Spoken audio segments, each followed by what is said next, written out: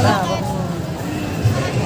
yan guys, fourth day na po natin dito sa EDSA Shrine, November 29. November 29 na ngayon, di ba? Yes.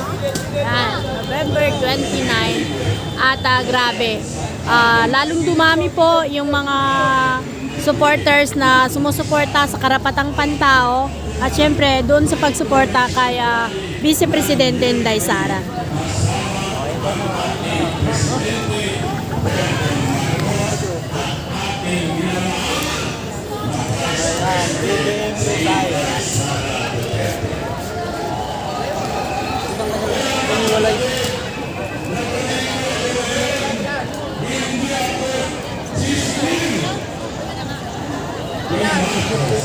They are preparing sa gastos at sa panahon na itulong sa kanya sa pagkamataya sa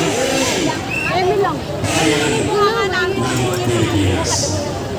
Marami akong kakuntangan ng buwan dahil lumapit ako sa mga kaibigan natin sa lahat ng mamamayang Pilipino para iboto ang unity. Kasama na yan si Bongbong Marcos. Hindi kami naniningil ngayon, ako Bongbong, dahil meron pang 3 taon na niiwan para sa iyo. Kung sakali pa, magbago ka. Hi ma'am. Ayan dito si Perenal. Ayan si Perenal. Dahil hindi na namin masigmara ang pangyayari ngayon na ang karamihan sa mamayang Pilipino ay nagtulosa sa kahirapan. Kaya napalito kami ngayon. Please come down and see personally how these people are suffering just so to address and to grievance their ascension for their rights sa lahat ng mga responsibilidad sa ating mga patungkulan. Mr. President, ako Bongbong Marcos,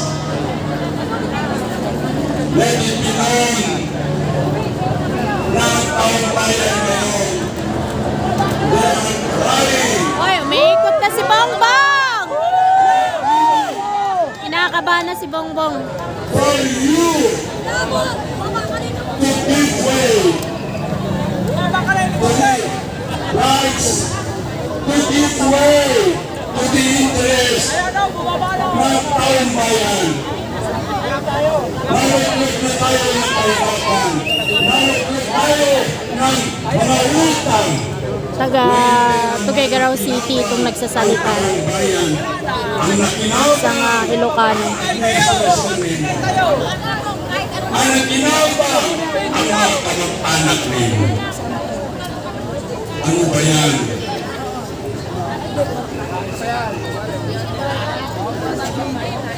We will not allow that to happen, Mr. President. Duterte! We don't deserve that as your treatment. Treatment coming from your cousin, Martin Romualdez. Malayo pang eleksyon sa sobrang ambisyon niya. Painiwana mo, veteran. Nisisira niya ang pamilyang Duterte.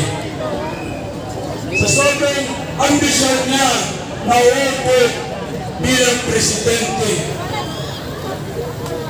mabuti sana kung trata niya, pera ng pamilya niya ang binibigay niya sa mga kaalyado niya.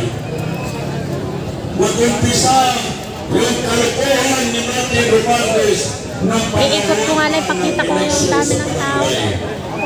yung ayuda doon sa Mindanao, lahat ng kandidato nila sa barangay captains, barangay opisanes, nabigyan nila ng pera ng taong bayan sa paramaraan ng ayuda.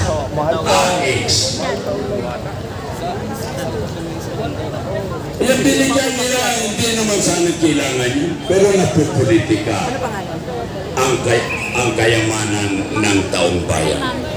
Napupolitika ang para sa social services, sa basic needs ng taong bayan. Pera ng taong bayan ang nilulustay ng gobyerno ito, ang nilulustay ni Martin Romualdez na isa na pinakabuhayan. Mga kapatid ko, Hi, ma'am. muling magpasalamat ako sa inyo na nagsama-sama muli Aakyat tayo tayo sa taas, guys. Tingnan para natin yung babangon sana. yung- Pero ano nangyari view niya sa taas. sa administrasyon Aakyat tayo sa ni footbridge. Bongbong Marcos? Nagkaiba na naman. Kung napatapa tayo ngayon, gawin natin na ipatapa naman itong administration ito. Return to surface. Kayo sa mga military, kayo sa mga policeman, I've been wearing also your uniform. Tingnan natin sa ano, sa taas, kung ano yung view sa taas. I've never been loyal to the Constitution. Unlike you, why do you be loyal to the Constitution? Na ang nangyayari ngayon dito, you should protect the Filipino people because the interest ang rights ang pagkanan na Ay, ang hirap umakyat. Ayan, dito sana tayo dapat, guys. Kaso lang binarikadahan man. being loyal to the Constitution, it carries with your mandate as peace officer, as defender of the nation, to likewise defend your fellow men na naghihirap ngayon, na nagdurusa ngayon. Nangyari ito ngayon. Bakit? Because of unable manner of managing the affairs of the government. What is happening now? Because of too much corruption, too much of inaction, too much of lies and deception. Naputol tayo, mga kababayan. Kaya huwag natin payagan na mabuputol muli tayo.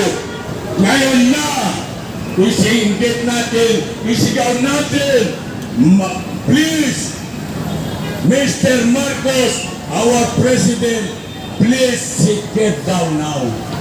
Please leave Malacanang now to give way to the most able man to handle the affairs of the Filipino people. We love our nation. We love our fellow men. That's precisely we are here now, craving for justice because there are lots of social injustices committed by your administration, Mr. President. So once again, maraming salamat sa effort ninyo, sa pagdating ninyo. Kaya kung pwede natin isigaw, Marcos resign! Marcos resign! Marcos resign! Marcos resign! Maraming salamat. Thank you. Take care and God bless us all. Yan po ang taga Luzon area. Yan, taga Tugigaraw, Region 1. Sabi, alam niyo ba sa mga panahon na ito, ang posisyon nito si Bel ay nangangain ng mapalitan. Alam niyo ba kung sino ang pakalit? Bato? Babae.